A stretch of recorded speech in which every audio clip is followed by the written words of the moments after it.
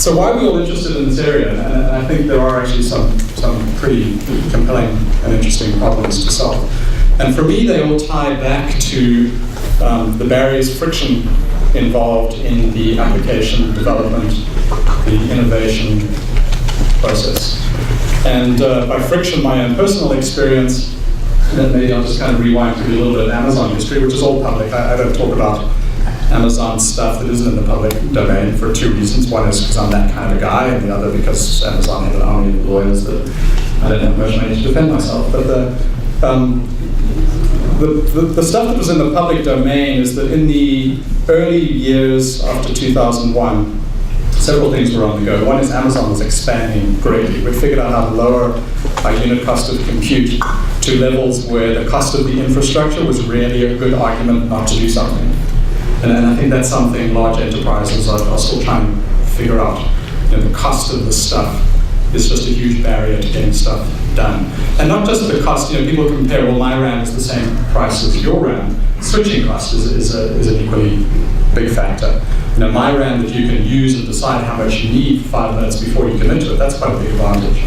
So switching cost, agility, those are important things. So cost was a huge factor. So we were driving unit cost of compute down, which was driving orders of magnitude increase in scale as we were moving onto Linux for pretty much everything.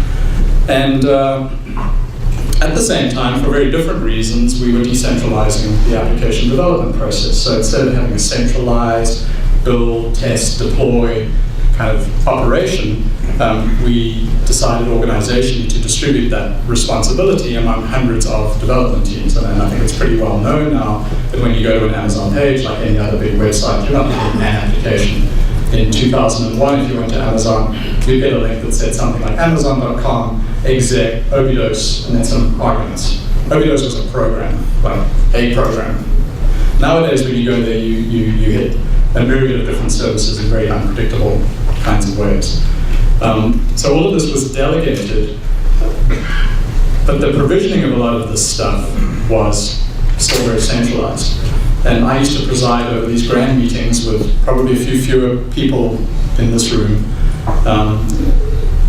meetings slightly smaller than the number of people in this room, to kind of decide whether we were going to do stuff and when we were going to do them. And there were these custom requests for 5 of this and 3 of that in this location and that location.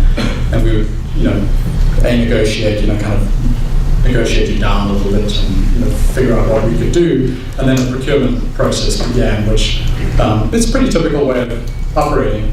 And I would just scratch my head going, I can't do this for very long. For one thing, it's very bad for the company.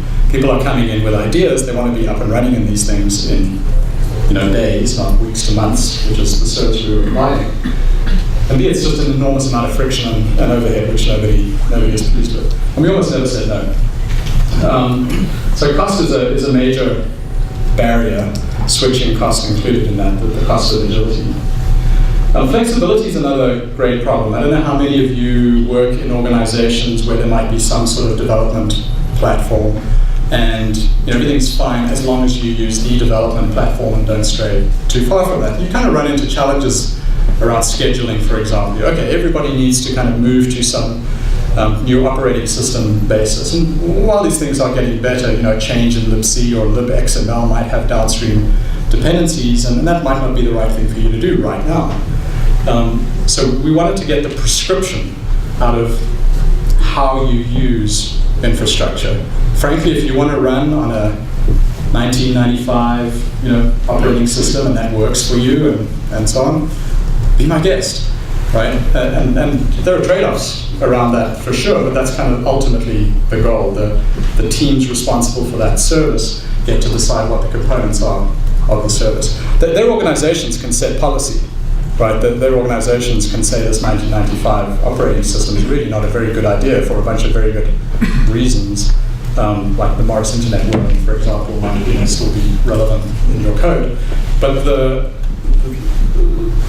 responsibility for that decision in this model gets distributed. Amazon doesn't police what operating systems their customers run, for example. So that flexibility is super important. Being able to change things very dynamically is super important. So not having to come to an admin and say, won't you build me another little sandboxy thing, please? By the way, when can you have that done by? Well, I'm very busy right now because I've got 52 other requests in the queue. Being able to just move that change immediately is very important. Doing that at scale is very challenging. Doing that at small scale in a single organization, much easier. Doing that, when you're talking about hundreds of development teams, people you've never met, not quite sure how they manage this stuff, taking that to the extreme in the case of EC2, where you've got hundreds of thousands of customers, you've no idea who they are, what business lines they're in. It's a very challenging issue to do that at scale. Related, time to market. I don't know how many of you have built startups in the last 3-4 years. If you have, my guess is you're getting your stuff out a little quicker than your older brothers and sisters who were doing it 10 years ago at a much lower unit cost. I don't want to claim all the credit for that, but I think EC2 model of deployment is one of a number of great contributors that makes that possible. I think the stats show, so we have great investors, Sequoia and Accel, their stats are something like 80% of their investees, their companies, their clients, start out using Amazon EC2. Amazon EC2, not cloud computing in general. So that time to market is a huge issue. One of our large clients, big European web company in the search business, they're attracted to what we do because we got something like 90% of the latency in their test and dev cycles in just one of their services teams. They're kind of like a Yahoo kind of organization, super distributed, any one service team, very, very big. And being able to get more cycles of development through QA just means their time to market for new services is just huge competitive advantage.